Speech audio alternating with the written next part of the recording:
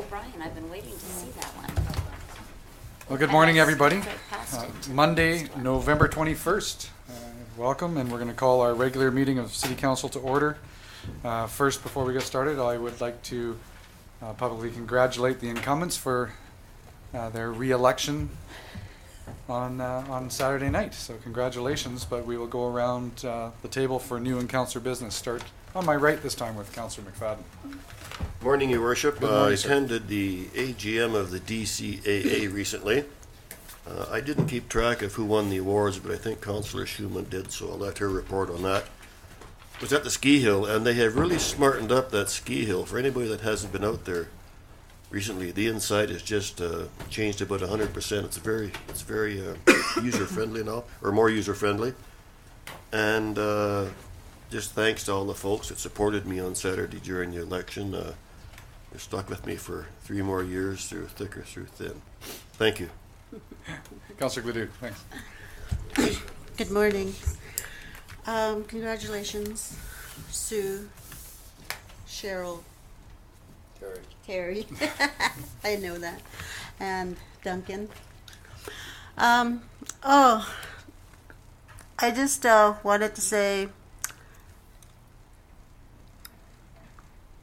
I wish you the best in the next 3 years, and that's about it. Thanks. Thanks, Councillor Schumann. Thanks, Teresa. Well, I'm certainly happy that's all over and time to get down to business. I did go to the Dawson Creek Athletic Association's AGM with Councillor McFadden and Councillor Kenny. And Wes Armstrong won one of the awards. The Oilmen's Association won one of the awards. And Clayton Moore was awarded one of the awards also. So all great guys and organizations. So that was nice. And yeah, it's pretty much just been, the campaign trail, and now that's all done with, and hallelujah, moving on. Thanks, Councillor Powell. Well, the campaign trail for me was easy. Didn't miss it a bit. But when I stepped down because I thought I was getting a little old, they certainly lowered the age on the council very readily by electing Duncan. So congratulations, Duncan. And congratulations to the incumbents, Sue, Terry, and Cheryl. I'm sure you will do a fine job for years to come. And of course, congratulations to Mike, who was acclaimed, and I think that it certainly speaks well for the past council. I did attend the play at the United Church the other night, and serving was great, thank you. And also the play was great, it always is. That's all I have, thank you. Thanks, Councillor. Councillor Kenny. Well, I want to congratulate Cheryl and Terry and Duncan and all the other successful candidates, and I want to thank the citizens of Dawson Creek that voted me in for another 3 years. I hope to work hard for you. Cheryl already reported my report on the BC Athletic Association, and I also attended the South Peace Theatre and fundraiser, and it was great, but my waiters weren't quite dressed as well as the upcoming Councillor Malkinson. That's all. Thank you, Councillor Bellick. Thank you, Worship. Good morning, everyone. Good morning. It's nice to sit here for one last time with you all. I did do my last stint as elf at the cool Christmas tree light up, which was fun. And I will be doing one more thing for you. I'll be attending the library Christmas party on Saturday night. So I do think, it's been great working with this council, and I just want to take this opportunity to thank the staff for working with them. I've seen the staff come through a long process, and with a sense of humor and commitment and determination, and it's been great, and I trust that they will move forward and work very well like that with the new council. So I wish you all the best of luck. Okay, thanks everyone for that. We're going to move into minutes. We have the minutes which 3-1 from November 7th for adoption. Councillor Gledoux, seconded by Councillor Powell. All those in favor? Opposed? Carried. And any business arising from those minutes from anyone?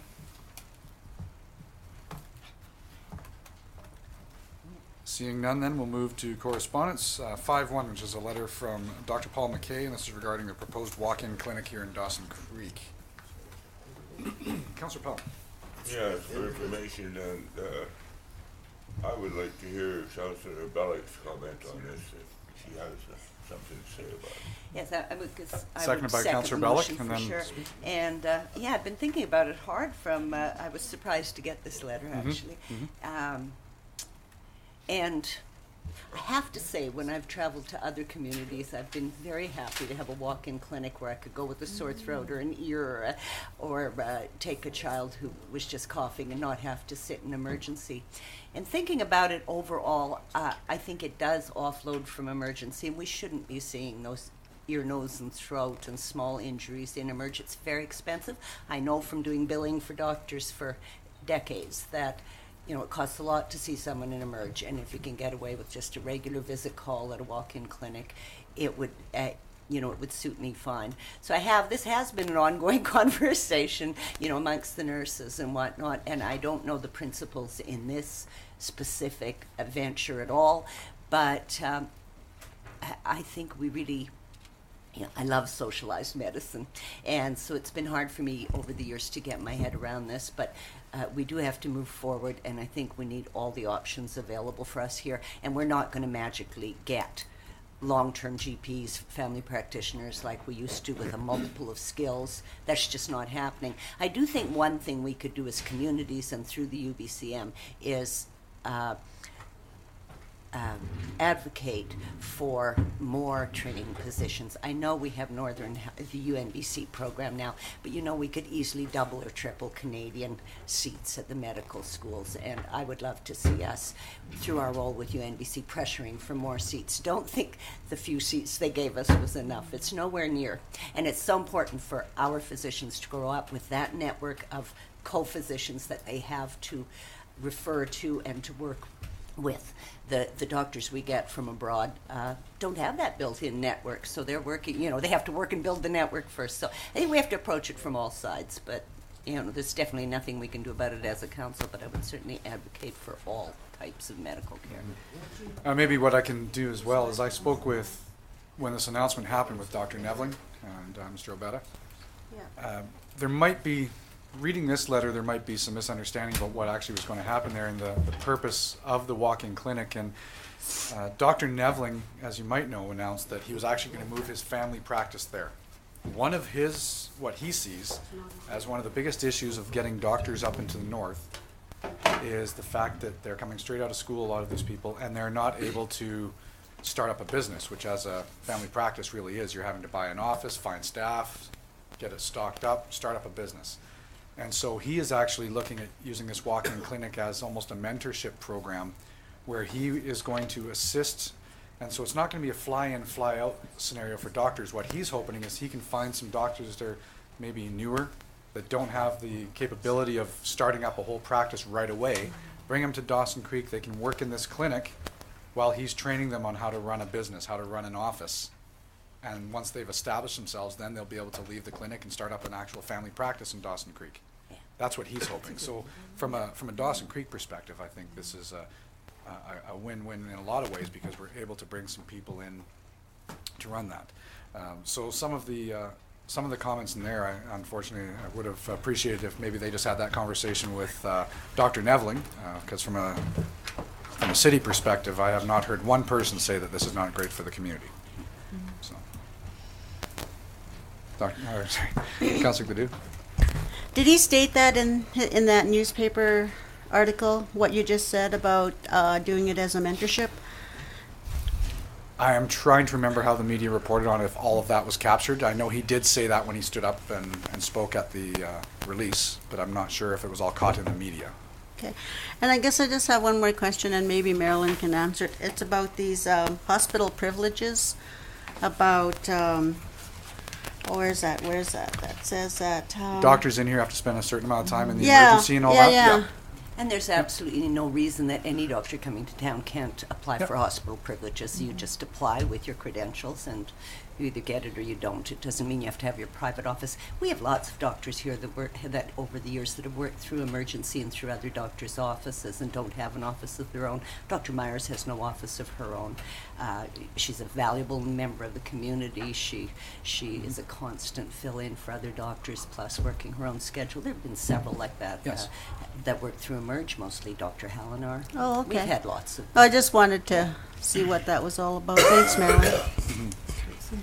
Dr. Neveling also said he was working with the local physicians on the rotation. This wasn't going to take away from emergency at all. This is supposed to be having some of those doctors work in the clinic Yes, as when well. he first came up with this idea before, a couple of years ago or something, I remember it coming, it was to offload emergencies so that it's not plugged in, you know, and he was, it just takes a while to kind of build a way to do that, so. Okay, so right now the motion is for information. Jim, do we need a bit more than that because if for information, we'll just respond to this gentleman saying, thank you, we read your letter?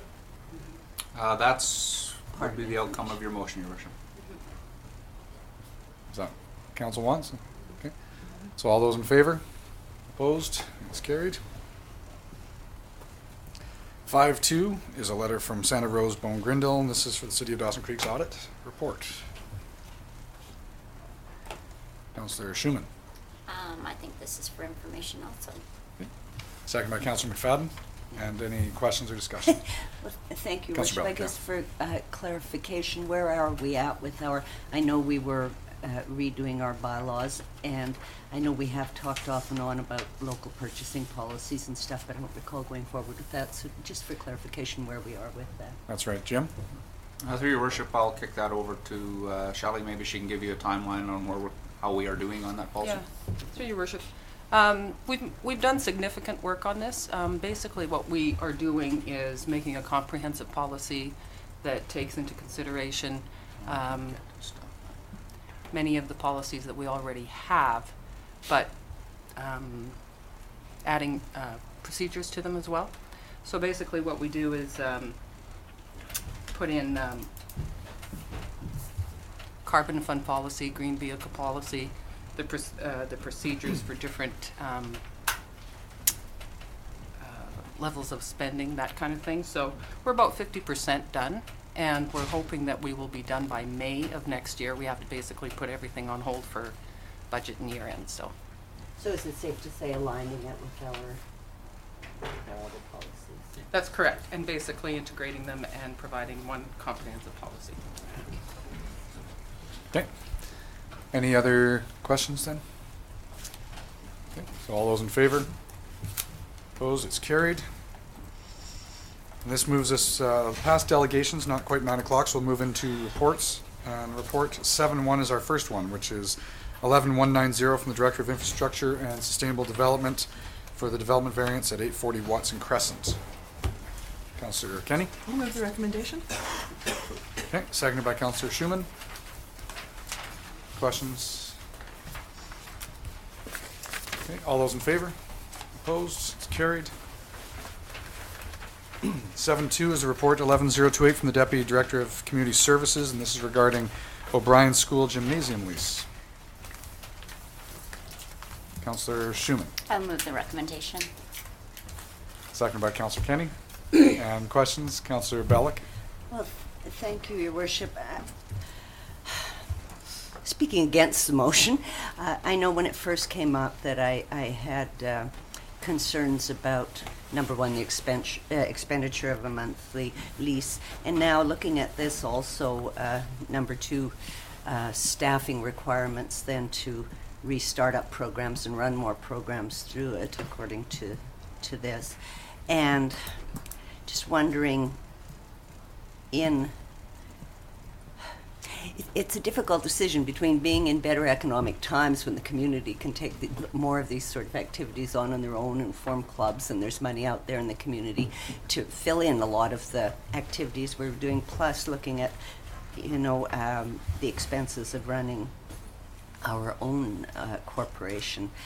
To me, doesn't seem a good time to go to this place, although it looks like a fairly small budget item. I worry about the staffing and equipment and the pooling of it and increasing any of our budgets at this time. So that is why I look at this askance and I think it's well prepared. I just have a bit of trepidation about taking another step forward while we have such a big budget with Parks and Rec. Okay, Councillor Goodin.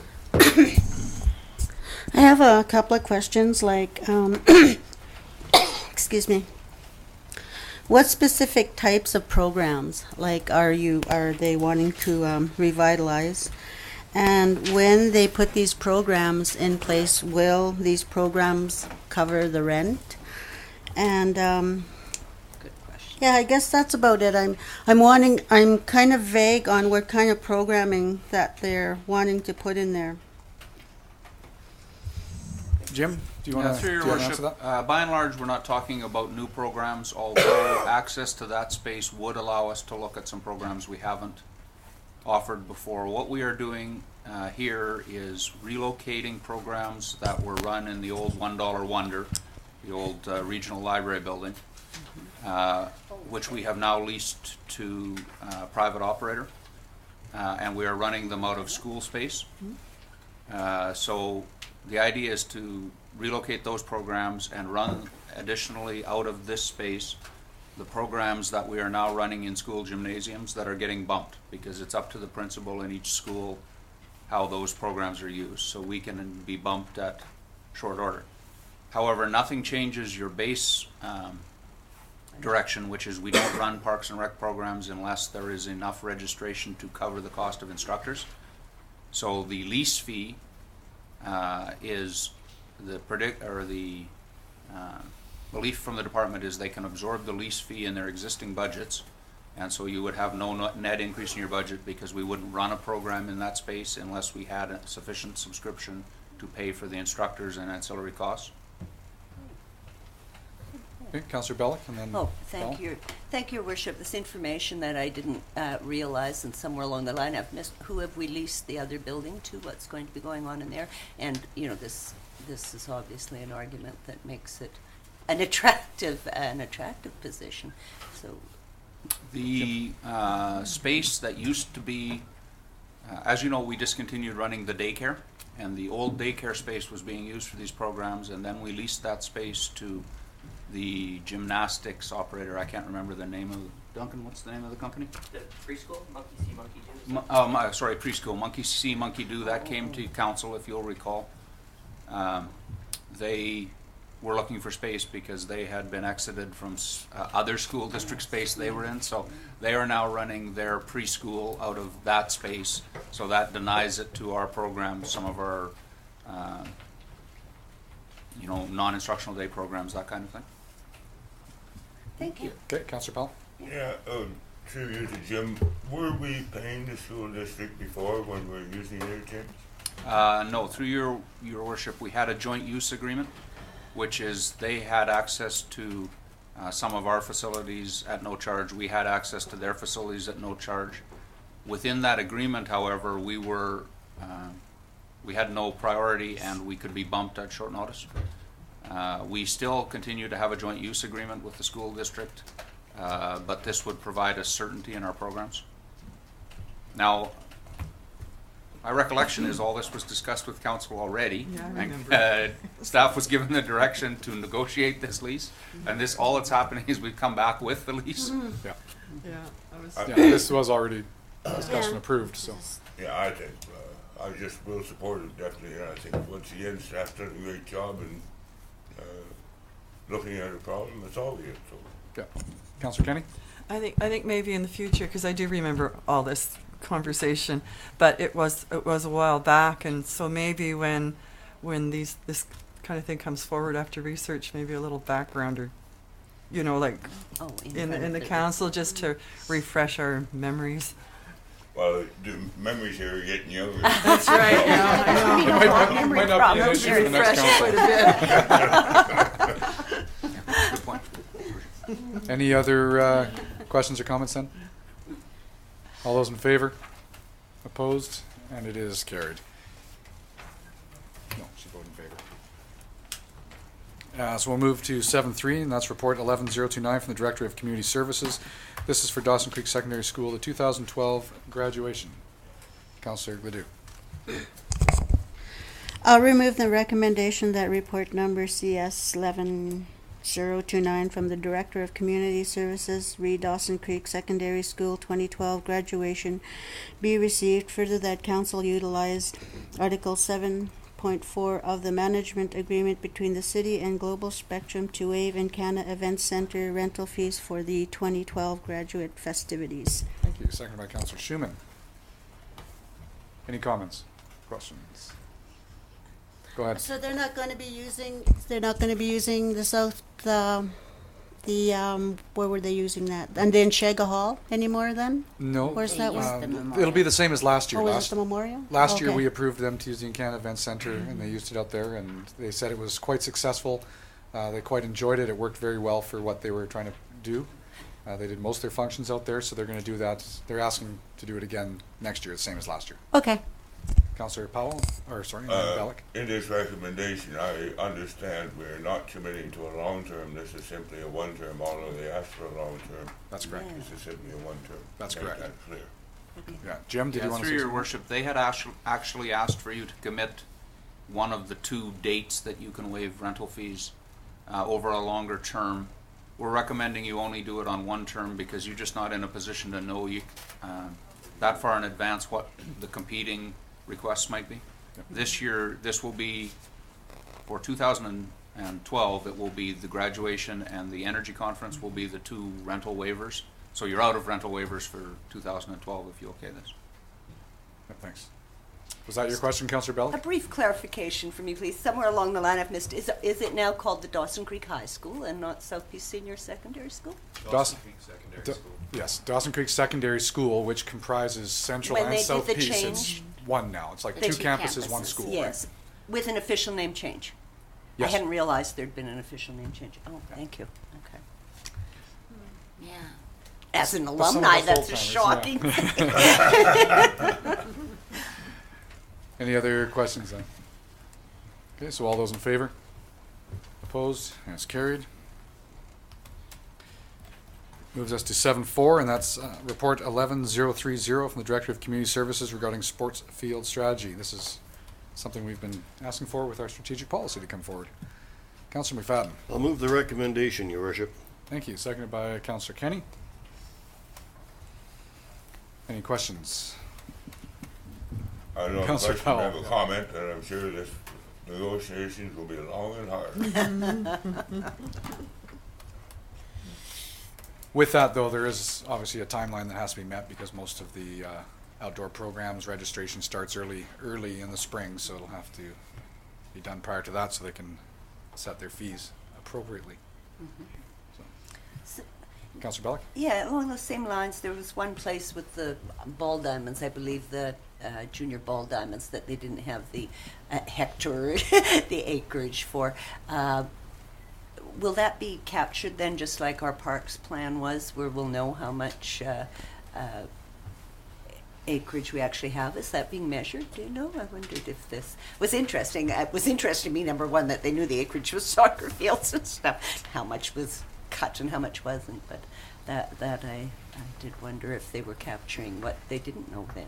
Oh, Yeah, that, I'm not able to answer that, Jim. Yeah, through your worship, it's a big part of this discussion, and it's one of the reasons that it's taking a long time, is just capturing where you're at right now. Yeah. Who is doing what, Basically. how much is under care, what the capital aspirations of the various groups are.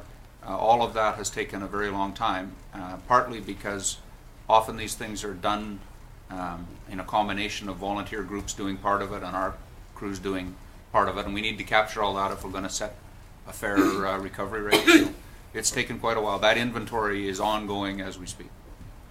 Yeah, Councillor Ledoux? I have one question. Because I don't know, but do the other cities have a user fee policy? I do know that I've heard of a few cities that do that. There's other organizations similar, like Prince George, where they'll maybe lease the soccer fields to the soccer association for $1, but then they're responsible now for mowing and paying for the water, paying for the electricity. So I mean, there's different mechanisms out there for doing this. I was just surprised because of the amount of money that we spent on the upkeep. for the fields, and like that's a lot of money. So I was just wondering if other cities did it before, and why didn't we do this sooner? No. Jim? Through your worship, as you know, you have been expanding and improving your sports fields over the last 5-6 years.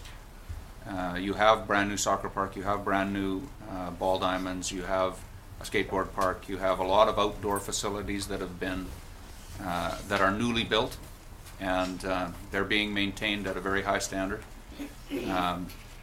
It's not that long ago that slow pitch played off the corner of the Northern Lights College lot, or that soccer played on whatever biggest space in town was available, whichever park was available.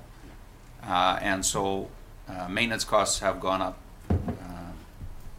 to a large degree because you've improved the standard. Mm-hmm. And so that's what leads you to this discussion. It wouldn't have been reasonable to contemplate a user fee when soccer had to go draw some lines of their own and play across the beaten path in the middle of the park, which is really, it's only It's within the last 6 doing that in years. 2005. Yeah. Yeah. Okay. Quick. Thanks to the mayor. Any other questions or comments? All those in favor then? Opposed, and it's carried. Takes us to 7.5, which is report 11-195 from the Chief Financial Officer. This is our preview role for the assessment information. For Councillor Bell. information. Thank you. Second by Councillor Schumann. And Councillor Powell, question. Yes, I'd like to thank Shelley for using 1999 to 2012. 1999 was the year I was first elected. And if you look at, for the media's sake, the net taxable residents at that time was 273,000. It's now 956,000. You know, it's been fun to be on council. There's a lot of cities that have seen those things go the other way, and I think that's what makes this city so much fun. And the fact that we have this kind of economy has made our job on council much easier than if you go in the other way. So thank you again, Shelley. It really highlights my career. I love that graph that you have on the bottom. You're welcome. You've done a good job. Shelley will say now she did that just for you. Good. Any other questions on that then? Yeah, thanks, Shelley. We'll definitely have this information going out. It'll be discussed a lot more, obviously, as we go through the budget process. But seeing that the residential assessment, you're saying it's 90% accurate. I think that's the percentile I use every year. And Yeah, through your worship, that's what BC assessment says. Just for the public, basically what the report says is what the increase of the assessments are from this year's 2012 preview compared to last year's 2011. So residential assessment increased by 4.9%. Business class increased 9.09%. And what's important is basically 72% of our assessment base is residential and 25% is commercial. And as well, of those increases, in residential, 69.8% of that increase is non-market. That's new construction. that's good. That's on the residential side, and 84.39% on the commercial side. And what this shows is it's still a very positive growth period for Dawson Creek. Solid, stable numbers. They're not volatile like in previous years. And then basically there's some trend information that Councillor Powell was speaking to that basically just shows the growth trends over the last number of years. So very positive for our community. Which is one of the reasons why Dawson Creek was chosen as the 6th best place in British Columbia to be investing in, is because of that stability. So. Any other questions then? Thanks, Shelley. Okay, all those in favor? Opposed? And it's carried. On that, let's take a 2-minute recess. Fill up your coffees, and we'll get into delegations.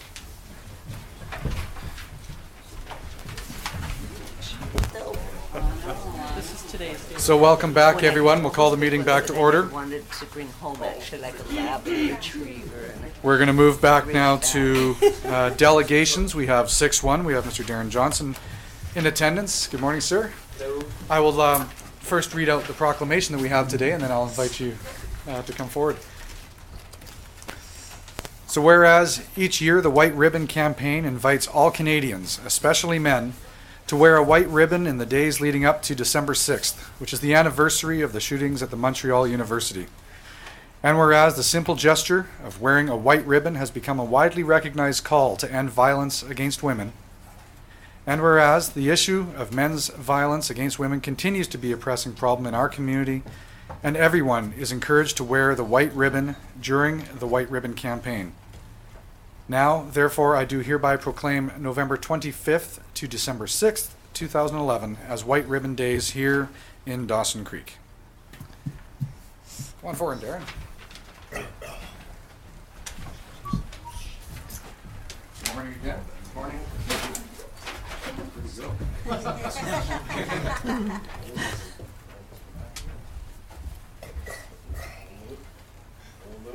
This is our third one, our third White Ribbon Yeah, I know.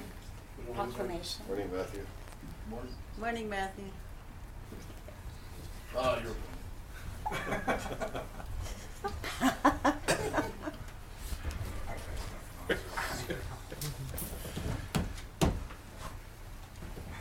Oh, he probably had to give his fancy camera to Jill. That's why he's got that little camera. He had to probably hand it right Thanks so much, over. but again, a few minutes, and I know you probably want to address Absolutely. council and everyone. If I could, Of course.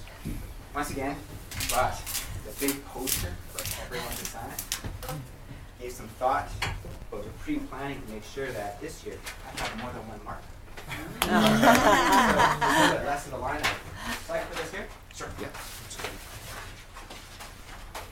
Wait, where's some coffee cups?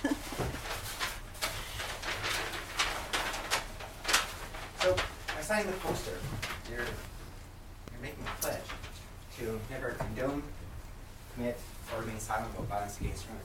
The campaign's been going on since 1991, and I came to it about what am I going to say, because I kind of say the same thing every year. This year was kind of interesting because this year, Mr. Layton passed on, and he was one of the founding members of the White Ribbon Campaign back when he was the mayor of Toronto. And thinking about it, when people who are representatives of their communities get involved in trying to make change, their voices carry a lot of weight. And I love that we get to start the campaign here with you folks, because you're role models to the people in our community. I think what I would challenge all of you to do, other than just wearing the ribbon and speaking out against violence, is think about what you can do as leaders of our community to be able to educate people and let them see how violence and how sometimes gender roles contribute to that violence, to how we look at each other, and how that can interfere with equality. And by looking around the room here, I'd say it looks fairly equal as far as the gender distribution. And you all seem very respectful of one another. I think when the community sees that, and you're involved in community events, that you set a good example and you begin to create change. So, if you'd like to sign those, I brought some information as usual in case you want to look over that, as well as some posters for our December 6th memorial. This year, we'll be having a viewing of the movie The Polytechnique at Chaga Hall. And December 5th, when that committee's here, they'll talk more about the statistics and what things look like in our community and in our society as a whole with regards to gender violence. So, Excellent. And so it's December 6th. it'll be, yes, Tuesday, December 6th. And so we're doing the walking in this year? Yes, it'll be a shorter walk. It'll be through the school and then just out and around the block back into where Western Price Center is. There have been some violent attacks that occurred there not that long ago. I think that the committee was looking at, you want to be present in places where people might have fear. And by standing up and being unified, you can contribute to dissipating that fear by saying it's your community. Excellent. Well, we'll hang those up and we'll definitely encourage all of council to try to attend. Thank you. Yes? Yes, And then invite all council first, and then we'll probably get everyone else to come too. I think we've shown great tolerance being outnumbered 4-3 in this council for 3 years. Magic.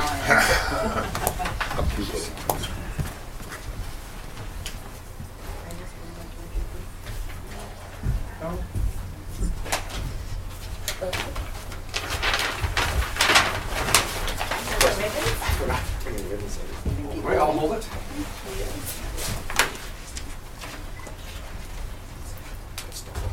That's right.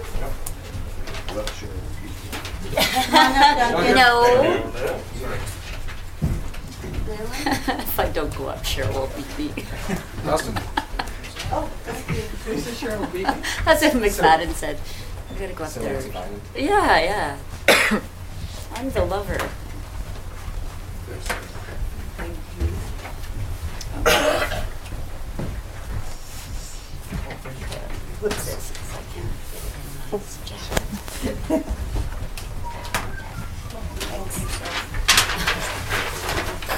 Yeah, you'll be bleeding. I think you should take Yeah. Oh, take my stool. They'll put Duncan here, just measle it. Do I get to take my stool home is the question from Sue. My custom made. Well, I think you should a little plaque. Or tack, oh, I could put my nameplate on it. Put your nameplate on. Put your plaque on there. There you go. My For memory. me, I felt It like would be was good great at my because I computer at home. Matthew, I'm forever. did you enjoy your evening at the college? better understand. Yeah, absolutely. I have an understanding. Forgot that was just so a part of me. And it could be an urn of sorts. Hear what's going on with me. When I'm dead, my ashes. Sitting on They would do this thing, what's going on. conversation last week. We did a boil Good advice. with a lawyer and everything, and then we realized that what we had done. Oh, yes. And Well, I mean, I'm happy to come and participate in anything. That's what I'm. is it once in a while? I said, I don't have full-time jobs. Do we have everyone? This is my job. Get burnt? So, Avoid everybody burnt? decides what they want to do, then we'll do it all together. And this is another thing for you. That's And you know, that's that whole thing. No, I'm discussion. Friends who said what they wanted. This is actually straight up Wear my shoes.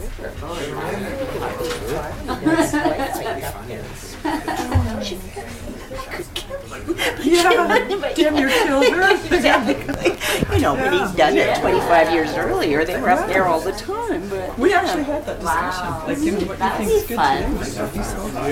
It was Aunt Peter's father wanted to Phil, thanks so much for coming. Inside our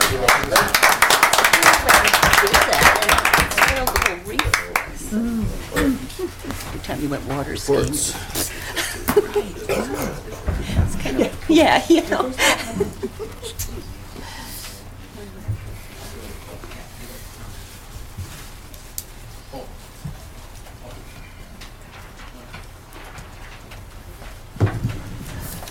Okay.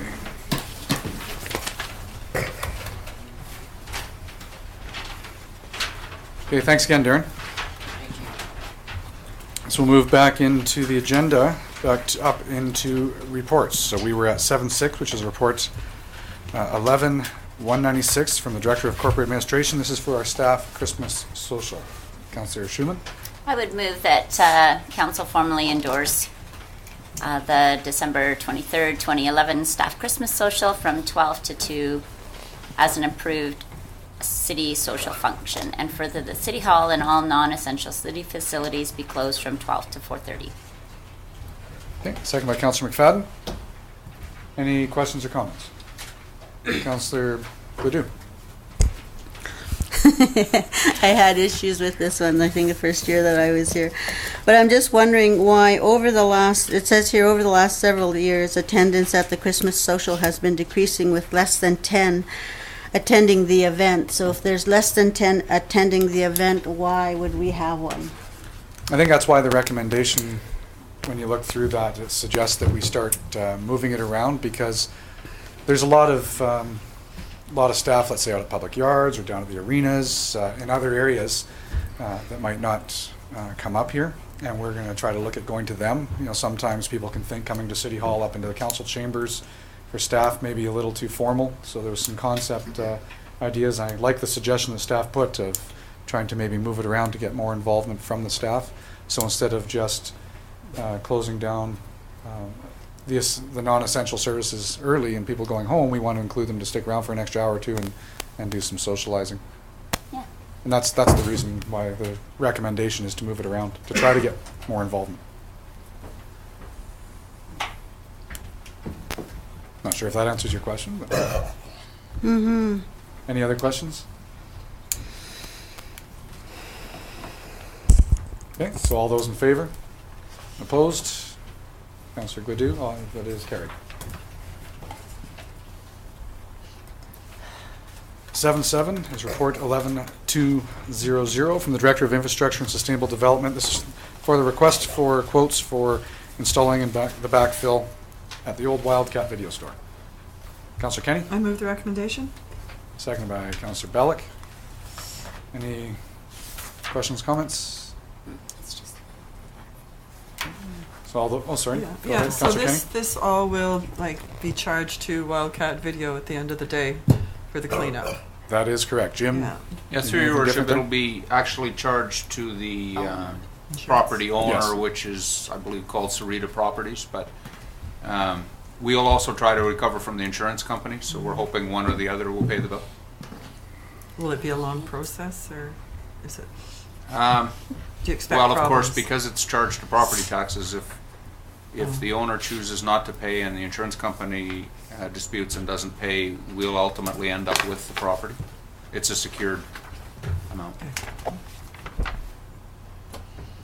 Okay. No other questions? All those in favor? Opposed? And it's carried. Next, we have 7.8, which is report 11.197 from the Director of Corporate Administration. This is our 2011 election results, and everybody received a package this morning with that information, and there is a recommendation at the back for information. So Councillor Gladue and seconded by Councillor Schumann. So we have all the results there. Thank you, Brenda. Thanks to all the staff. I know not only for the advanced polls, but for, I bet Saturday was a long day for a lot of people, and so I know it's a lot of, not only the work, but the stress involved as well for staff, so thanks very much for all of staff's and everybody's efforts.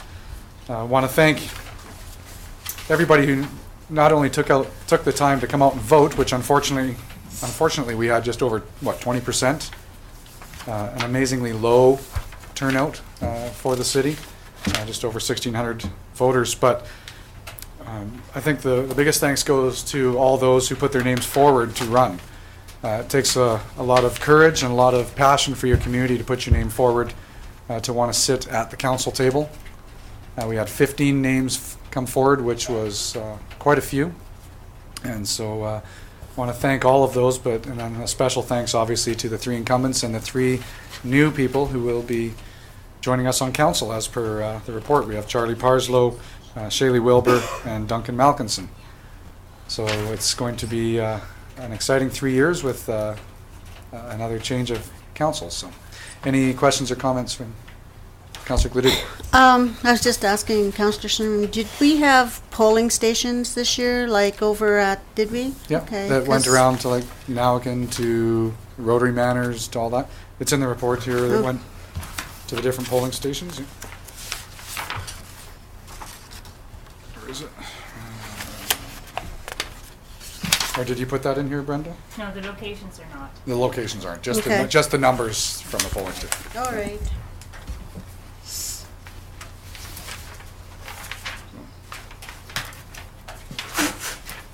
Any other questions? I was just wondering because the voter attendance was so low. There was some discussion out in the community. I mean, the weather that day was not the best, which, those people who took the time to come out for the advanced polls on that day, we had 480 people in those 2 days, so that was a good turnout for advance. So. other comments? Okay, so all those in favor? Opposed? That's carried. That moves us into bylaws. We have a report number 11198 from the Director of Corporate Administration for loan authorization 4121. And this is for adoption. Councillor Powell, seconded by Councillor Kenny.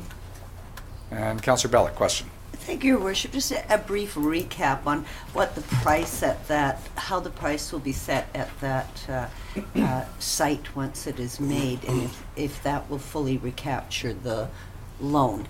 I know that we made new water rates, but I'm wondering at that specific site if we are absolutely equal to what Shell will be paying for theirs when all things are taken into consideration, and if the actual fees there will recap the loan. Recoup Are the you loan. speaking of the fees for the raw water purchasing at the bulk station that we're building? Yes. Okay. Jim, did we have that set yet? Through your worship, that fee hasn't been set, but Yeah. I'll kick that over to Shelley. Yeah, it's been estimated in the original agreement, but once we, the facility is finished and we get a better handle on operating costs, then we can bring a report back to council that, what all the costs are, and basically including the debt servicing and price it accordingly. And as long as it's within the original estimate, everything should be fine, but we don't see a problem going forward, so. Oh, thank you. The other thing I just want to Sure, say too please. about this borrowing is the actual borrowing won't be completed until the project is completed. So there's probably another lag of probably 6 months before it actually comes back to council for the actual authority to borrow and how much it will be. So Yeah. Okay. Brenda? Through your worship, it should be included in the minutes that the total number of responses was 41. Okay. In my report at the time of writing was 14. Okay. Friday, 41. 30, that was 41. Okay, thank you. So any other questions or comments? No, I'm actually just excited to see this because this is a big part of the water reclamation project, is having the ability for us to take the, under the contract, what was our portion to be used for other uses and to help take trucks from the potable site over to the non-potable. But in order to do that, we have to have a fill station. So this is really important for the community to have this.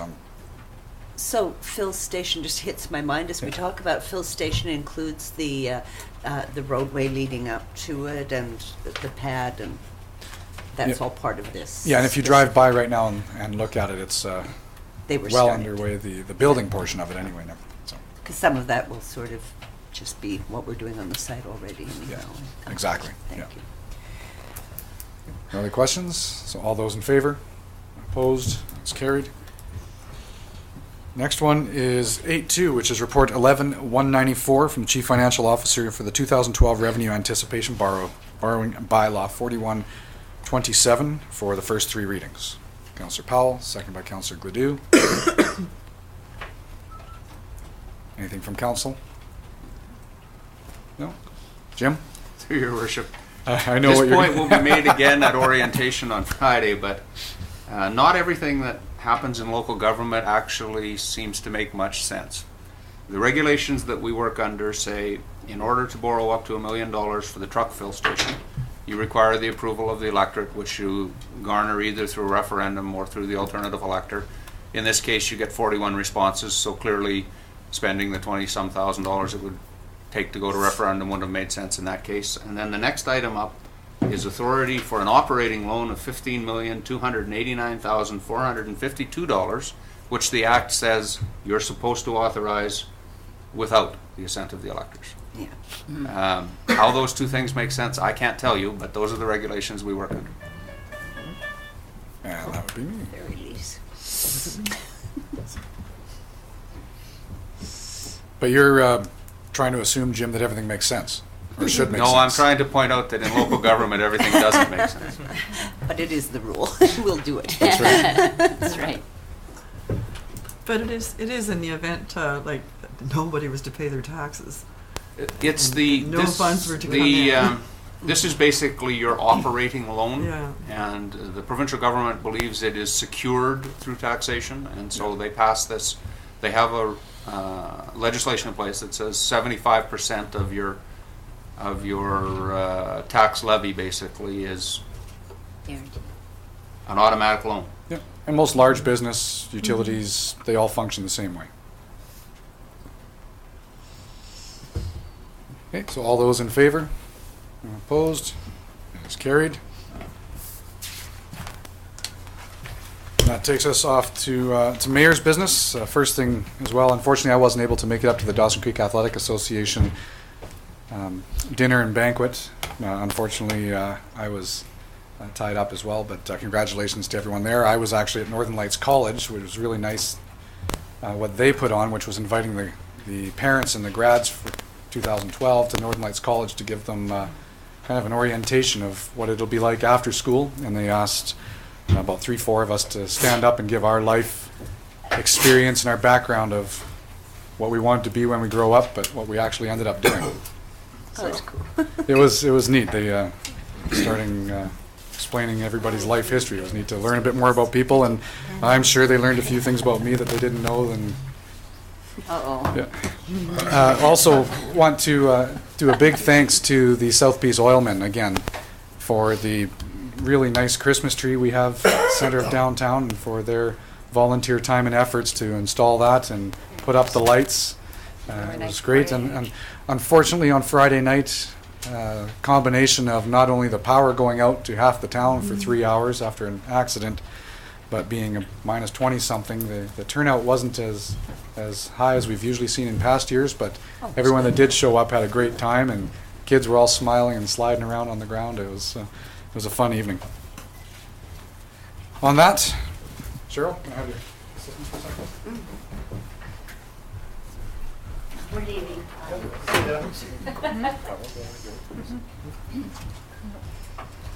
Oh. Turn red way the other way, you do that. Oh, it's not. Oh.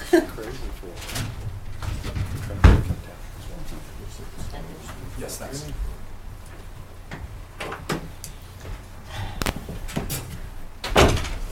So on that, it gives me, I'm not sure if it's a pleasure or not.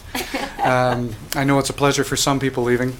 Their excitement and the new challenges that they'll have in life, but I want to give a big thanks to 3 of our counselors who have decided not to run again, who are going to either do different paths in life or enjoy maybe some time at home with the horses, Councillor Powell. But everybody's time on council, different lengths of time, but it's been much appreciated. And as I say, I don't think a lot of people appreciate the time, the effort that people put in here at the council table, and that even though we always have maybe difference of opinion of what the right thing to do is, everybody is always making the decision based on wanting to make Dawson Creek the best place possible. And I want to thank all 3 of you for your time and commitment to the citizens of Dawson Creek, and specifically also to helping myself move forward into the transition as mayor and being friends and colleagues around this room. I know it's been enjoyable, quite a few terms for me. I hope you can say the same when you go back and you look back on this experience being around here, that it's been enjoyable. Roller coaster ride, but one that you can look back on with a lot of pride for what you've done for the community. First, I'd like to invite up Councillor Gladue.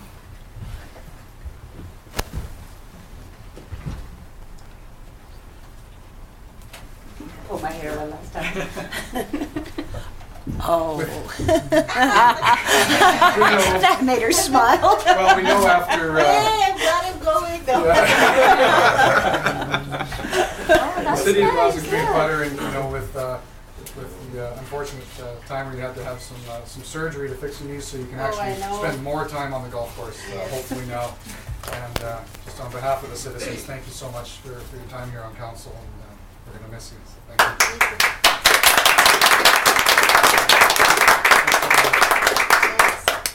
Do you want to say anything? Sure. It was a learning experience, that's for sure, to be on council. I'm really going to miss Councilman gonna miss staff more. They were so helpful. And Duncan, you're coming into a great organization where the staff is really good and very, very helpful. So congratulations. And I'm gonna miss you guys. Well, kinda, sorta. I'm not gonna miss what you guys are doing, but I'm gonna miss you. And I'll be teaching Cree at the college. So if you guys want to learn how to speak Cree, come and see me. Thanks.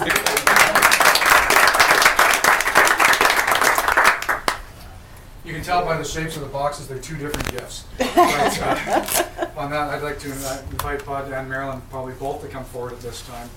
Because I think when we, I'd like to see the two of you open this and you see.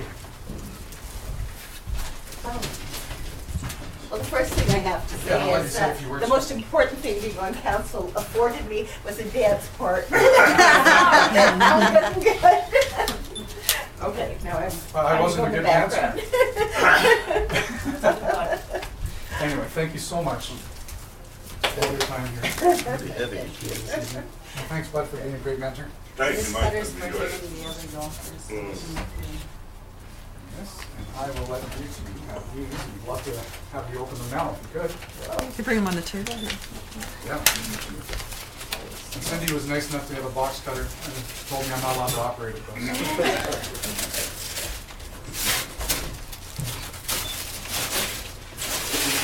Oh, see, that's the difference in our approach. I told you he was Alec. I'm sorry, Teresa, we did look at wrapping that, but we're kind of giving it away anyway. Oh. And the box cutter is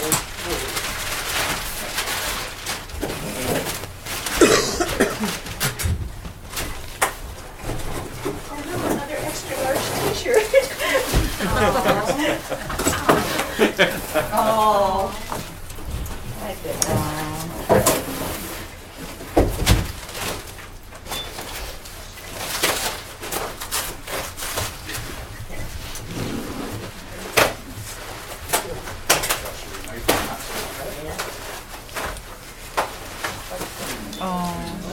Beautiful.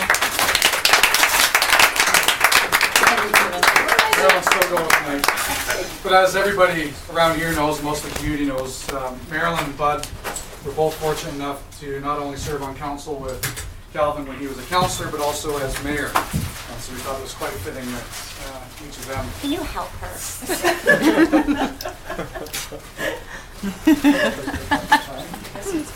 The best thing about bubble wrap was giving it to the kids when they were smaller to run around. That's the reason why I'm going to throw this by my desk. Yeah, exactly.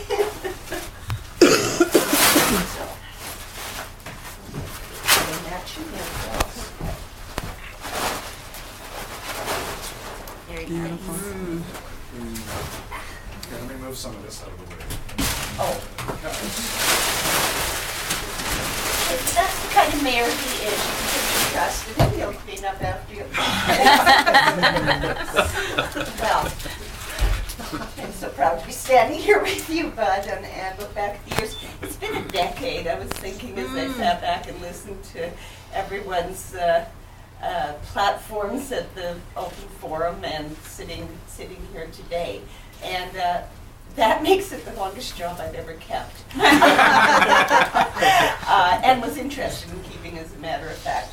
And that just speaks to the dynamics of it. And when I look back on what happened over a decade, I'm sure you'll agree it's almost impossible to believe we've come to where we're at.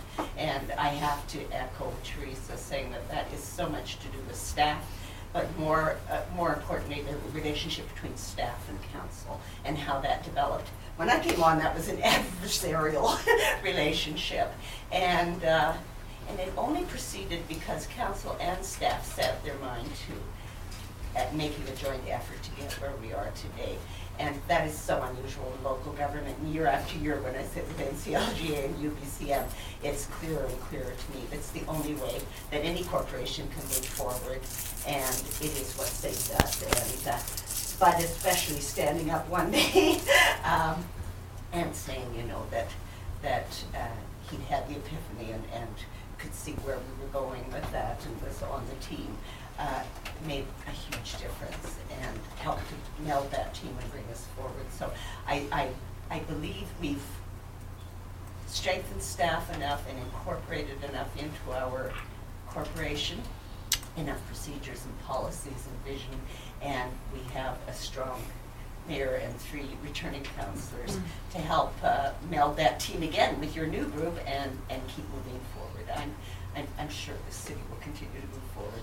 Thank you to the people who supported me so well, and I hate looking at tourism there. They always make me cry.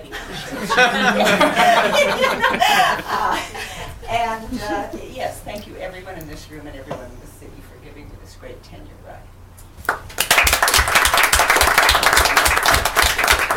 Well, I'm going to use the excuse I won't be able to use much longer, and that as a politician you get a chance to speak. And I have a few things to say that I think are coming from the bottom of my heart. First of all, I'd like to thank all the councillors that I worked with over the years. And I'd like to point out particularly Council of 1997, led by Wayne Dawson, who allowed me several months off when I fought my battle with cancer. They picked up the ball and I came back, and the council was still there and doing a fine job. So I want to particularly thank that council. I want to also thank this council, which has been a pleasure to work with, and I certainly will miss all of you. When I was thinking this morning when I was having my breakfast, I worked with 12 different councillors and 4 different mayors, and every one of them has added so much and done so much for the city of Dawson Creek. I congratulate you that got re-elected and the new councillors coming on board. It's a great responsibility, and I think you all will see in 2 years' time what that responsibility means and how rewarding it can be. Unlike Marilyn, this is probably the shortest job I've ever had. 35 years with the last one.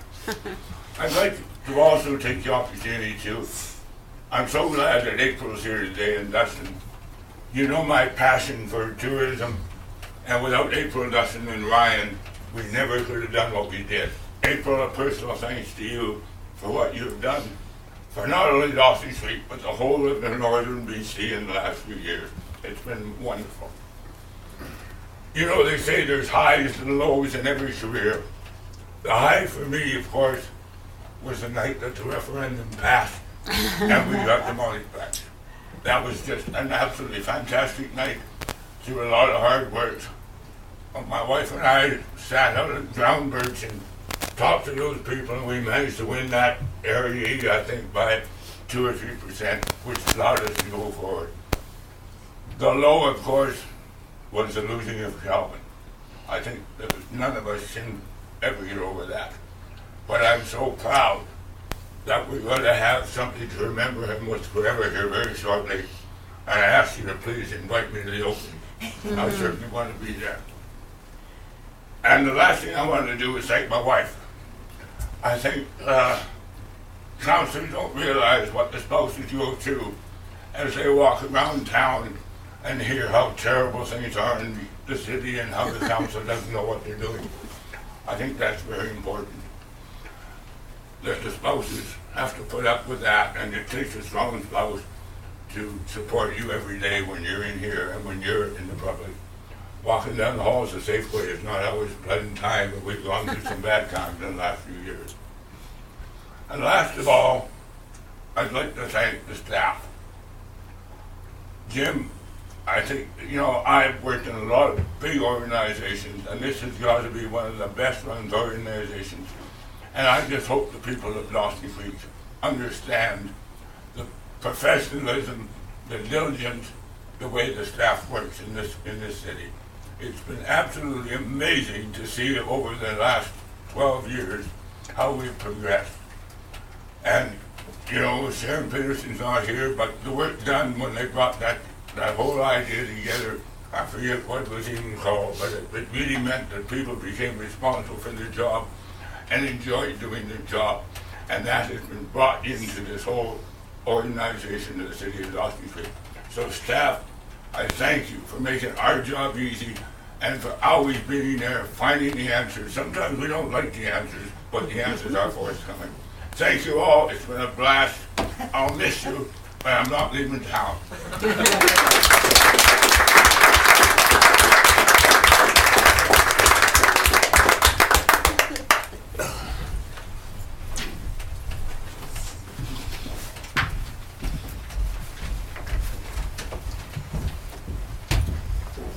Well, thanks, Teresa. Thanks, Marilyn. Thanks, Bud. Don't think there's much more to say than that, but thank you. I need to plug myself in. Yeah, there's not too many men that can get me teary, but Bud can. Move to the diary, Jim. I'll kick that over to Greg, Your Worship. Thank you, Your Worship. Tough act to follow. Just a short update on the Calvin Cook Center. I'll just say for now that it's progressing well, and invite all of council and media, if they so desire, to have a tour of the building at 11 o'clock. We'll have to put our Tyvek suits on to go because of the ongoing hazmat removal, but at least you don't have to wear a respirator, and you'll get to see what we're doing inside there. Reclaimed water plant is also going well. We had, like I said, the good weather. We're just about done the wet well and foundation, and in a few days or weeks you should start to see a structure emerge from the ground, which will be nice. Most of the underground work is complete. The tie-in to the shell building is just about done, waiting on one valve to show up, and then it will be finished. And no issues thus far, and thank goodness the borrowing for the truck fill passed, and we'll get moving on that as well.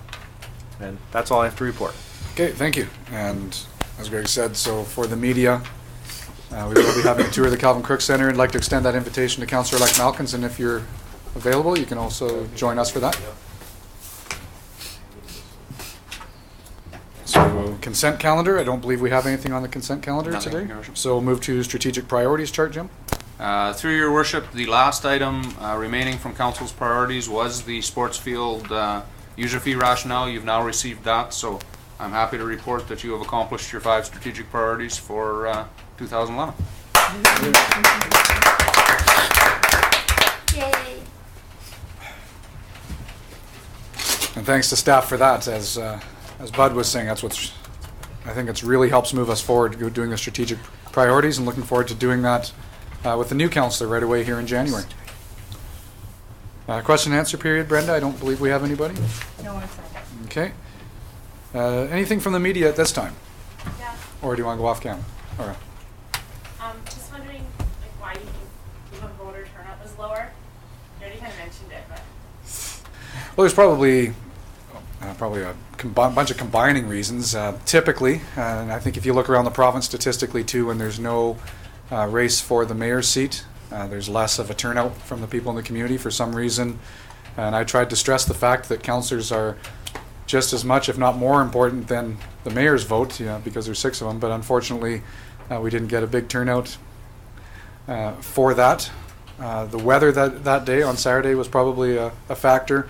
I think maybe being out at the multiplex, being a little further, some people were saying that caught them off guard. And but we're going to continue probably using that place as we go forward, since we have that facility.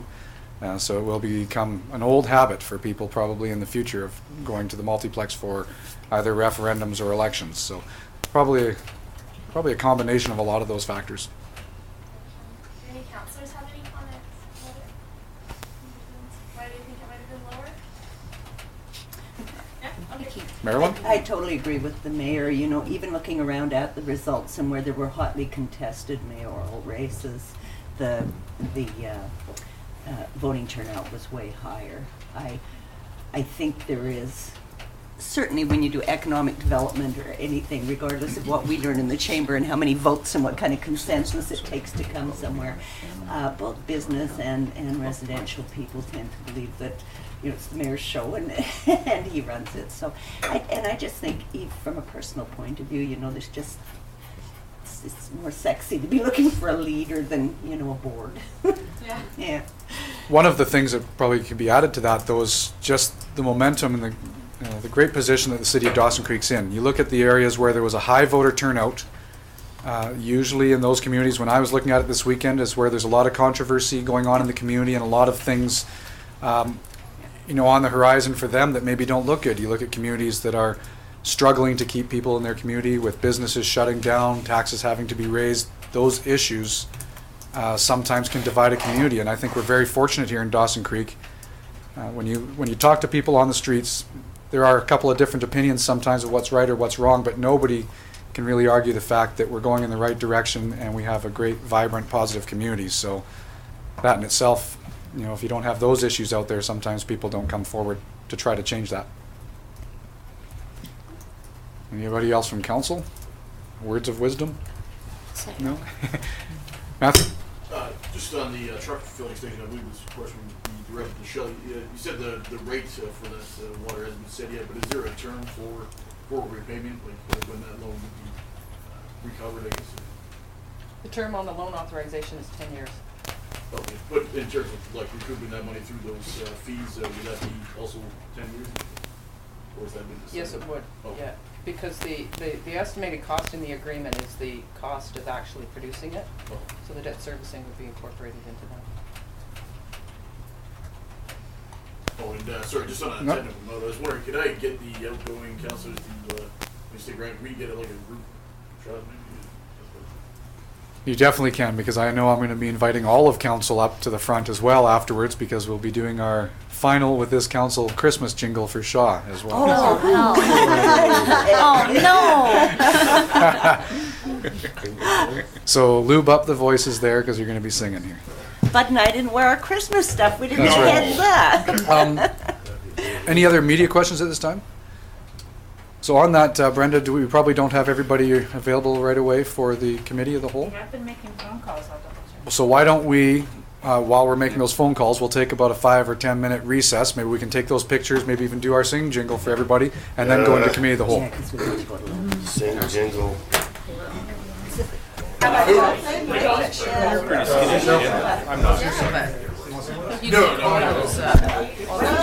not, Use your Elvis voice. 4 liter of milk every 2 days. Like we did the last. Don't do ours. That is a lot, yeah. Next council's 3 and 3. Are we good? Can you see you? Can you see you? Does everybody have a window? Like dance, gotta have a window. Ready, Bert? You ready? Yep. Everyone ready? We wish you a Merry Christmas, we wish you a Merry Christmas, we wish you a Merry Christmas and a Happy New Year. Merry Christmas, everyone. One more time for good luck. Yeah, cool. You're just gonna do the big green thing. Get rid of the big green thing. This way. This time, en français. Yeah. Okay. Now in Cree, everybody, in Cree. Now in Cree. In Creed. Yeah. We can each sing. We haven't had our lessons yet. Next year. You ready? We wish you a Merry Christmas, we wish you a Merry Christmas, we wish you a Merry Christmas and a Happy New Year. Merry Christmas, everyone. Beautiful, you I like guys. the first one better. Edited for you all. The whole, Staff surge. just double check, make sure I have it. Yes. So our first one is the report from our new staff sergeant, Staff McDonald. Good morning and welcome. And as I said, initiation by fire. Please come forward, and it's a pleasure to have you with us today. Thank you. Good morning to everybody. Morning. So I don't have a lot of context in terms of what previous months have been like, but I'll tell you what last month was like anyway. And I worked here for one shift, and then I actually phoned looking for a ride, because I'm still doing a little bit of a long commute right now, and I phoned looking for a ride, and my plainclothes commander that runs our serious crime section told me that he had just gotten a weird phone call, and of course that ended up basically either deteriorating or developing into a murder investigation in fairly short order. And as most of you are aware, we ended up finding a a body in a dumpster at one of our local apartments. And the net result of that was that we've actually now got 2 males charged with second-degree murder. We put out a press release to that effect, so that ended up being a fairly big deal. And I know that these committee of the whole things are supposed to be about the previous month, but I thought that because you haven't had a murder here in 4 years, I thought that kind of overrode the October-November rule. So hopefully that's relevant or pertinent. It was. My background is serious crime investigation, and that's what I was doing up until I came here. And so it was an investigation that actually went extraordinarily well. It's for the most part resolved. There are still a few outstanding tasks, and the report to Crown Council has to be repaired, which is an enormous task in a murder. But that's basically sort of where we're at right now, and the investigation really is in as good of a shape as any homicide investigation I've ever seen. And I think that's a credit to the excellent serious crime section that was in place prior to my arrival. At those guys and the general duty section, they really did a good job in terms of chasing it all down, and I'm extraordinarily pleased with that. I've done many homicide investigations. I've never had one go as smoothly as that. So that's where that is. The other thing that was of some consequence, or that was of some interest, was an incident where, and it's also a November incident, but was also an incident where we had a tractor trailer that was deliberately driven into a local residence and caused an enormous amount of damage there. And I was already asked a couple questions about that this morning, and so what I can tell you is that we're at the point where we are going to be charging the pilot of that vehicle for that offense. And of course the vehicle was stolen, so there's a number of charges that end up being involved in that. Other than that, the month of October was, some stats were marginally up and some stats were marginally down, but overall it was kind of a fairly status quo month. We had 20 less prisoners, but I don't think anybody should read too much into that. There's a whole lot of variables that kind of go into that, and I think it would sort of be best to look at that as being just really an average month in almost every respect, and it's only been after I got here that crazy things started happening. So, but you got them all over with, right? They're all resolved with charge, which is sort of the place that we like to see them at. So, yeah, I think things are reasonably good. And if anybody has any questions about any of those things, I'll answer them as best I can. Bearing in mind that there are some specific details of their homicide investigation that I can't really get into. Sure. Well, first of all, we'll open up to questions, but first of all, officially, again, welcome. Thank you. It's exciting to have you here in Dawson Creek. I hope you have an enjoyable time, and I know you're going to be quite productive. And it's one of those jobs I know the fire chief talks about all the time, that you hope to not have to work too much, because that means things are going well. But as you and I have discussed, it's great to know that we have a good partnership between the city, yourself, and the RCMP members. We're looking forward to that continuing. And so even what you're saying this morning, don't worry about what's supposed to be said and from past months. Any information you're able to give to us is always much appreciated. So perfect. Thanks. Councillor Schumann. Yeah, I don't have any questions. I want to get out of here as fast as I can today, but I just wanted to say welcome to Dawson Creek, much. And we look forward to seeing you at our Committee of the Whole meetings. Thanks very much. Yeah, no, I've felt really welcome actually already, and it's a great job so far. I can tell you that. So, thanks. Councillor Gladue. In with the new, out with the old. No. I had talked to Darren when he was here, when he was a commander, and I see there's still no cell phone violations. I was asking him if he would make a campaign. I don't know if it's called the distracted law driving here. So, would you be doing anything about that? Well, we have a traffic section at like a Peace Region Traffic Services, and they actually have just approved a whole bunch of overtime, and they're planning on sort of distributing some of their time in all of the communities, but primarily Fort St. John and Dawson Creek, and they're going to be focusing on that as well as a couple of other things, impaired driving, obviously, as we get to the holiday season. But one of the things that they had spoken about enforcing was actually the distracted driving laws, because that's definitely becoming kind of more of an issue. So It is, yeah, yeah. and certainly we're going to encourage our guys to go and do a few stats on that, as well as the seatbelt thing is kind of a perennial thing that comes up as well. So, yeah. Okay, thank you. You're welcome.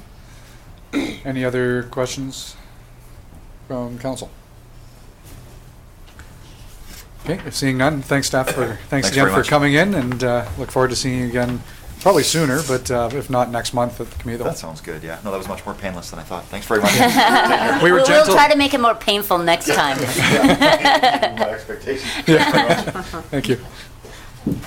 Think of some painful things to do for you. Welcome up our fire chief. Morning, Shorty. Morning, everybody. Congratulations to those that are re-elected, and congratulations to those that are retiring, sort of, I guess. Do you ever do that, really? So you have the report in there. One thing I want to note is last month I reported that our ladder truck had some repairs that it needed to go through, and that happened on the weekend, so our truck is back up and running and is good as new now. So that was a 2-day project on that one. The other things of note is we had a mock aircraft crash scenario at the airport. That went really well. We had police, fire, and ambulance out there, as well as some high school students. We had 20, I think it was about 20 high school students that were our victims. So that worked out really well for them as well. We also worked with the RCMP as we had a mock motor vehicle accident, the RCMP party program. And on the report, that party stands for Prevent Alcohol and Risk-Related Trauma in Youth. So that was held right at the high school, just to give the kids an idea that motor vehicle accidents aren't fun no matter who's involved. And then one other thing we had our muscular dystrophy boot drive, and we raised about $9,000 in that. So. Good. Anything from council? Councilor Schumann. So the day that you guys had the mock airplane crash or whatever, was the same day that plane went down in Vancouver. Was it the same? Yeah, I believe it was. Yeah. And so my husband came home and he said to me, he was standing at the door and he goes, "Yeah, so I was on the phone today and I was talking to this guy and all of a sudden I could hear ambulances and fire trucks and everything going and there was a plane crash." And I go, "No, it was just a mock. It was just," and he goes, "No, this was in Vancouver." So then, of course, we jumped onto the internet and went and looked, but it was just coincidental, hey? Yes. I was like telling everyone, "There's no plane crash. It's just a pretend one." And there was actually a big crazy plane crash. Yeah. So that was fun. Not fun, but that was interesting. And that scenario did a couple of things for us. It not only helped us practice a response like that, but the airport has to do a scenario of that type every 5 years to maintain some sort of rating, I guess, or licensing. So it did two things for us. And that was the same day as that fire in the field? Was that the same day also? I think it was the night, the fire in the field. Yeah. You guys had a busy day. It's been busy. We had a power outage on the weekend. Most people know that was a big truck that broke a power pole, so to speak. So that caused a power outage. Had a fire in a granary just west of town here, so that kept us busy on a nice, very cold Saturday morning. And the roads are treacherous, so we always remind everybody that you guys would rather not be called out to vehicle accidents. Yeah. Any other questions then for Shorty? Okay, well, thanks again for coming in. Appreciate it. Director of Corporate Administration, Brenda, how are you? Good morning. Can you take a deep breath and say the weekend's Yes. over? And Nice to be over Saturday. That's pretty much what our department's been busy with for the last few months, but the last few weeks especially. We wish we were busier on Saturday. we had 24 staff that did an excellent job there that day. Kept hoping there would be more voters coming through the door, but no such luck there. Anyway, everything did go smoothly. We're happy about that. Basically, that's all our department's been up to. The rest is in my report. Still waiting on the airport sustainability plan. That will come towards the end of next week, I believe. And council can consider those recommendations at that time. Sure. And just a reminder for the Christmas party to buy your tickets. Yes. Oh, yes. Or deposit, or however you want to call it. Any questions then for Brenda that maybe have not already been answered? We knew what you were doing, so it was an easy one. Thanks so much. So we'll go to Shelley then, Chief Financial Officer. Thank you. Morning again. You have my report in front of you. Not much new to report. We've been concentrating on budget. Two things though. We did contact the ministry regarding our Community Works gas tax audit that I had mentioned earlier in the year, and nothing came up from that, so that was good news. So that's a non-issue going forward. And just that we were invited to participate in a focus group with BC Assessment with about 5 other municipalities across the province, and that was very interesting. And they spoke to things like, the 90% accuracy standards, targets, what we wanted as a municipality as far as information, risk to roll, servicing thresholds. So it was an interesting process, and when we get the report back, I'll bring it forward to council. But other than that, it's just business as usual going into year end. So, if anybody has any questions? Just I want to commend the finance department, the whole middle floor there too. When you look at the pictures on the second page, when I come into City Hall, and when they have, sometimes the different theme Fridays or the Halloween in this case, I think that's really important. And as Bud said, a lot of that started with Sharon, just trying to get the great morale and staff involvement with each other. And so please pass on to everybody down there that I love the fact that they get so involved with things like that. It's great. I will, and I really think it's important that we share this because it just goes to what a great organization that we work for and the great people that we work with. So, yeah, and we'll do that. Yeah. Shelley. Any other questions then for Shelley? Okay, so we'll move on to Director of Infrastructure Sustainable Development, Mr. Henderson. Good morning. Good morning. How are you? Good, thank you. Good. Another wintry morning, although it looks like the weather's going to turn around a little bit, so that's good. Yes. 0 degrees and sunny. Who would think that that's exciting? I know. Probably brings snow though, Kevin. Yeah. Well, we got a little blast of winter there, obviously last week, and that always presents a few challenges for everybody. As you probably saw, people slipping and sliding. That first snowfall of every year it's the same every year. We don't have any residual salt or sand down, so it makes things a little slippery, but crews were out early and plowing, sanding, and we were out on the weekend as well, plowing, sanding, and keeping up with it. It's with the cold. Sorry. Go ahead. Sorry, did we change back to just salt and gravel? We're not using any chemical on that. We're not using. If we do use any calcium at all, it's just pre-wetting the rock a little bit. We don't apply liquid to the roads. Okay, no, we've stopped that practice probably at least 3 years ago. Yeah. We didn't have a lot of success with it, and as you saw, that there's others that haven't had much success either. So, so no, and with the cold temperatures on the weekend, of course. There were some pretty slippery intersections just when it does get that cold. The compact gets pretty shined up, but crews were out dealing with that. One thing I wanted to just touch on is the intersection out here, 13th in Alaska. It's nice to see that that's up and running. I did have a quick discussion with the Ministry of Transportation, and everything seems to be in order, and they've got to finish the right in and right out portion, which is just in front of Guitars and Things. So they'll have a right in, right out. You won't be able to make left turns either out or in there off of Alaska, but I think that will help greatly to move some traffic away from Tim Hortons, and that intersection should help a lot. Who determines the timing of lights on Alaska and 8th? Who's the final? Ministry of Transportation will have their engineering, and they have their electrical contractors who do all the programming. It's West Canada is the company. And I know initially there was some issues with this intersection when it first fired up. People were sitting there for a long period of time. I talked to them, they've made adjustments, and it was just really the sensitivity on the loops that they put in the pavement. It wasn't picking up the vehicles sitting there, so they've adjusted the sensitivity. So now, of course, I've used it a number of times, and it seems like it has corrected itself, and it's working much better now. So I still have concerns on the 116th and 8th Street one. I just keep thinking, you know, it's our community and we want the traffic to flow our way in the community, and that intersection is definitely made for through traffic to come off the highway, which I think is the absolute wrong thing to do, because we want to slow it down right at the beginning and get it going at speed. But you know, I came out of a meeting Saturday night from the GD and sat at that intersection for 10 minutes, finally turned right.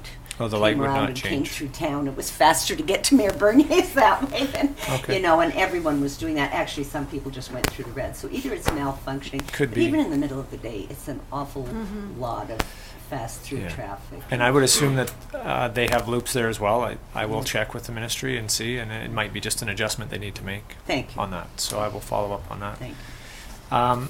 The other part of this intersection out here, which was a good news story, is that we have the emergency vehicle preemption devices installed. And so they'll be activated. My understanding, and I was waiting for a little bit of clarification from the ministry, is that they're activated on audible on the sirens.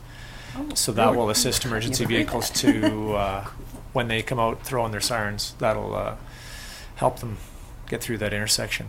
And the best part of that was that ICBC funded that portion of the work as a safety improvement. So that was great, and thank you to them So for what that. happens, the siren, they hear the siren and then they just... Yeah, if you look out there next time you're out, you'll notice up on the arms of the lights there's actually like a microphone. And we looked at a couple different options, because if it would have been just maybe one of the emergency services located here, they might have been able to manually activate it when they left the station or something like that. But because we have the RCMP, the ambulance, and the fire hall, the ministry engineers felt that this was the best solution. So, yeah, so that'll assist emergency vehicles in getting out into the intersection. So that's great. Yeah, good. And funded by the ICBCs. Yeah. Perfect. That's nice. Councillor Powell. Yeah, well, you talk about that, Kevin. The Dangerous Kids route now has the traffic lights working too, which is nice to see. So I go out there all the time, and Yes. timing seems real good on that. I was watching that the other day. They seem to have that time very well. Just a note for everybody that it's now in service, and certainly a big improvement. Yes. I Where think is that, Bud? Dangerous Kids route and highway. highway. Highway 97. 97. Oh, Yeah. Councillor Goudou. You were mentioning that the microphone was on top of that one over here. I believe Are so. we eventually going to get some for the other lights, like going out of town that way, or is this going to be the only one? This is just the only one, so whether they are able to get out into the intersection, and my understanding is it'll lock the intersection, essentially, be four reds that will stop traffic, and so they can get out and get moving. Okay.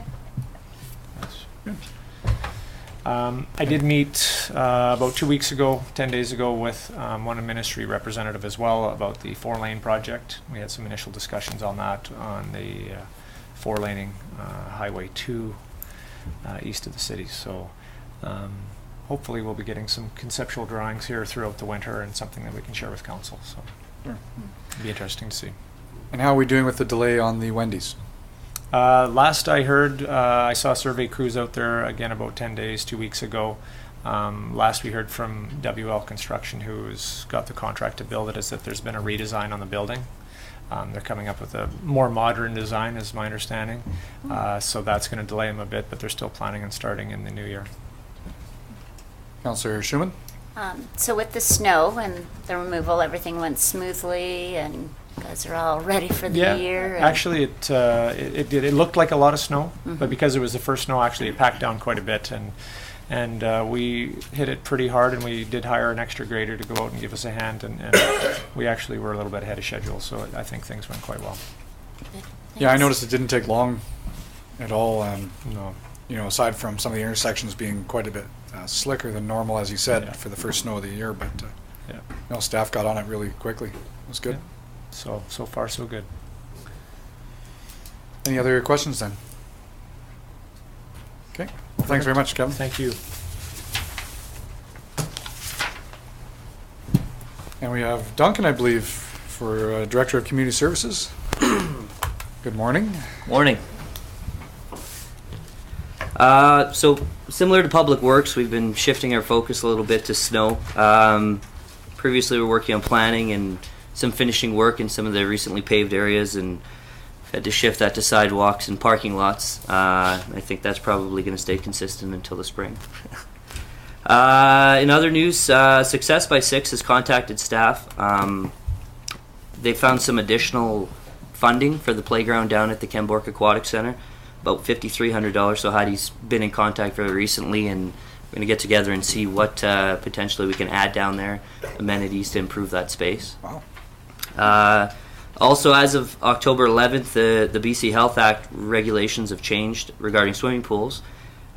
Because we hold such a high standard at our pool, there's been minimal changes to our operation, and just some procedure and process review, but other than that, we're good. Looking at capital, a bit of a capital update. We've completed many of our projects to date, including the Kin Arena roof is completed, the NAR foundation, the fire hall doors, and we're still working through the RCMP capital project. They've been down to 3 cells now for, I guess, since the middle of September. That transition should take over here this next couple days, and we'll get them back up to 5 new cells. Essentially, the changes are we've completely renovated the cells, made it primarily block construction inside, as opposed to the steel construction before, and we're quite happy with the work, quite happy with the contractor. It's a little overdue, but we're sure that we'll have it done by the end of the December 31st, as agreed on with the RCMP. Other than that, we have some upcoming community events. We're working on the Trek to the North right now. Runs from November 7th to December 24th.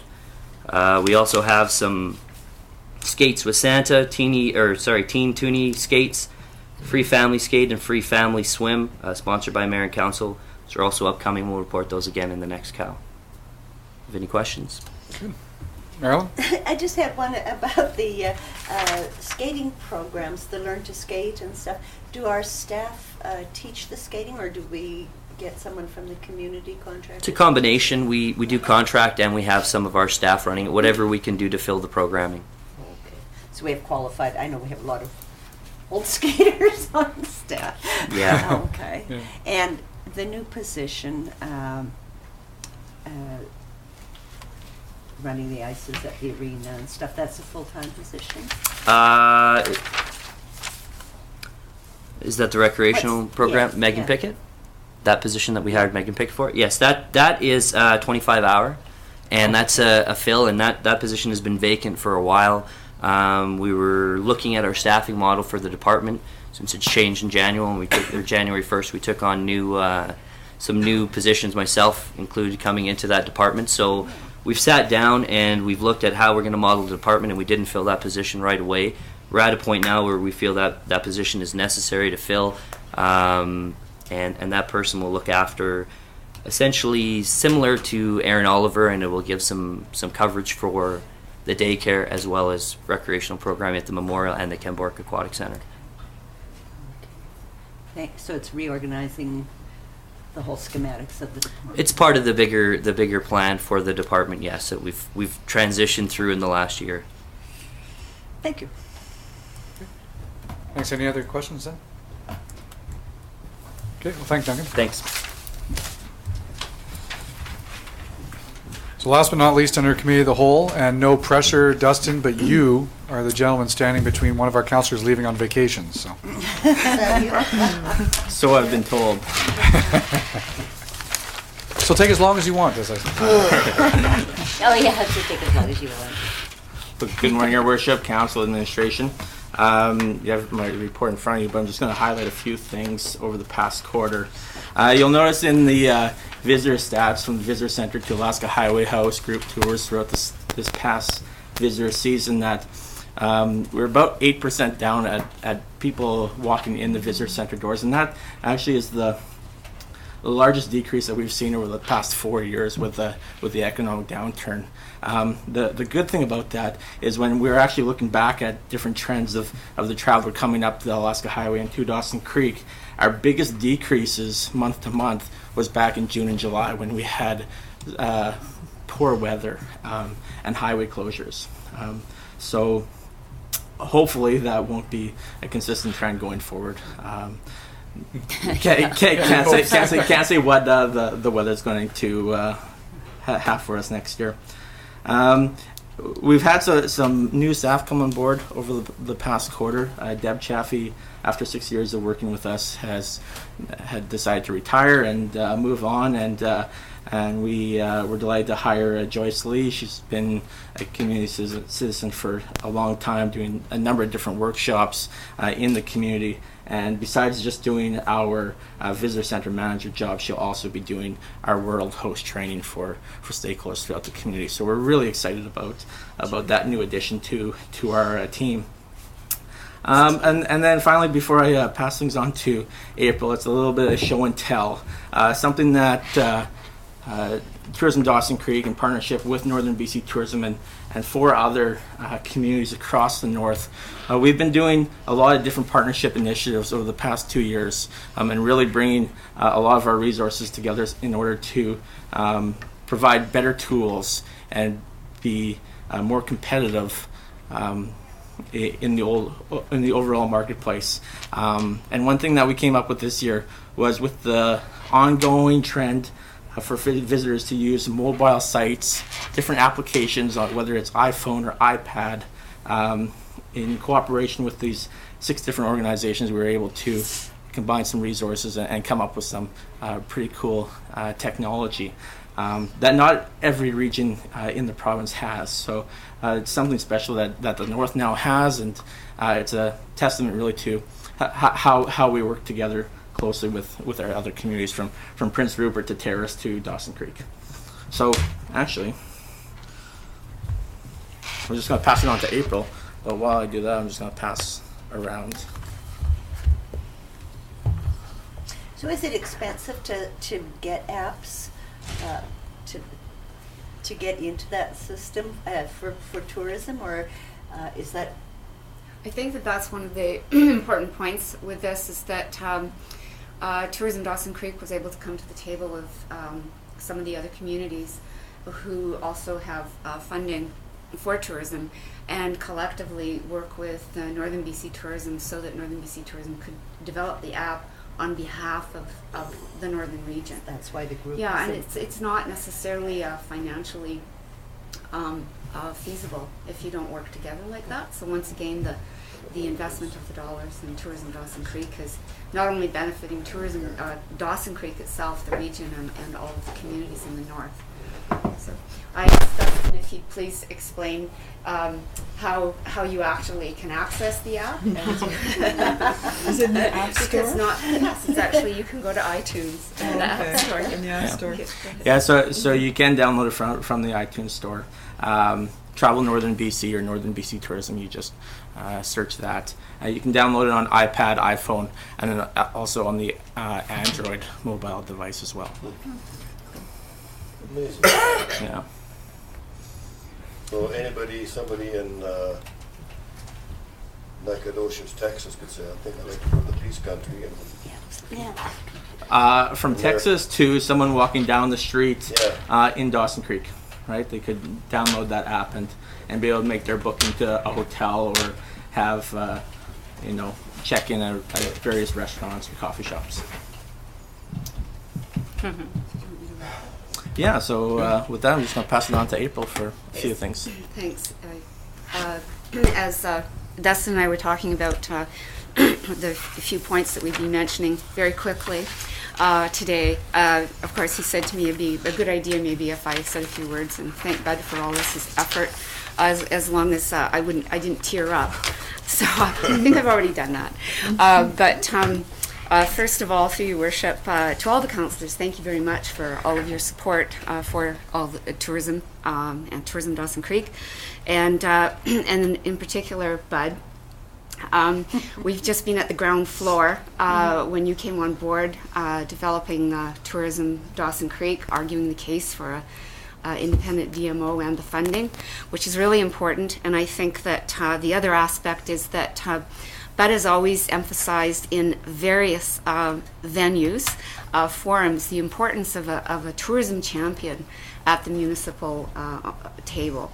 And I've seen him in action at different provincial events where he takes the mic, and when we're talking about the barriers to tourism, he'll turn to all the rest of the delegates and say, ask them if they actually have a champion at their on council, and if they don't, go back and work with their municipality to find that person, because that's really what makes it work.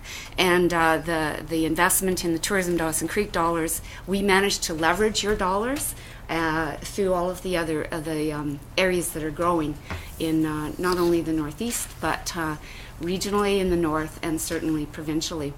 So we've done a lot of great things, and including the research. We didn't have research when we started. We've got that, and that's where we base all of our decisions.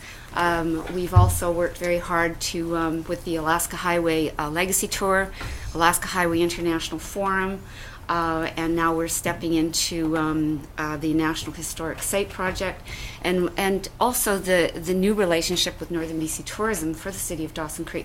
We now have access to all of the resources and those experts at the table. So we thank Bud, and thank you for all of your support. Dustin, did you have anything else you wanted to wrap up? That's everything. Any? Wow! Wow! Take a pill, Bud. I didn't know which button to push, but wow. What is it doing? I was going to show you Screen scrolling. An iPad is moving, yes. Any questions then for Dustin or April?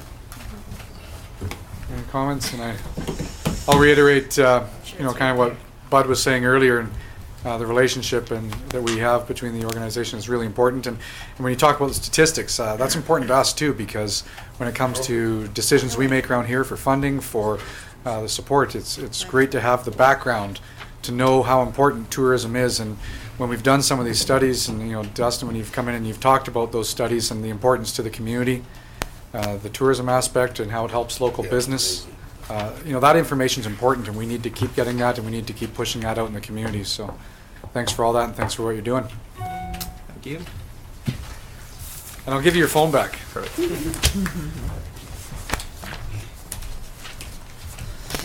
No, I have no idea what it is, so it doesn't much matter. It's a phone, apparently. No, that was the iPad. I know you're used to one that you have to walk up to the wall and crank it a little bit. Hello, Mavis, give me the grocery store.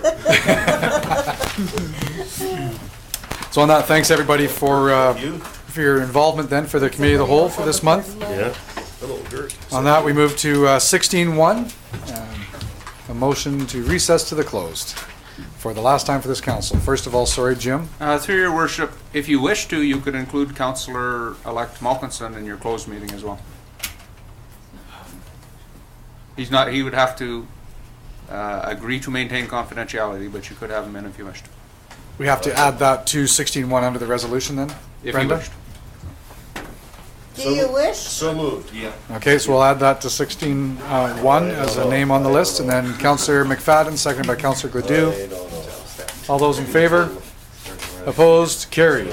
So thanks, everyone. Thank you.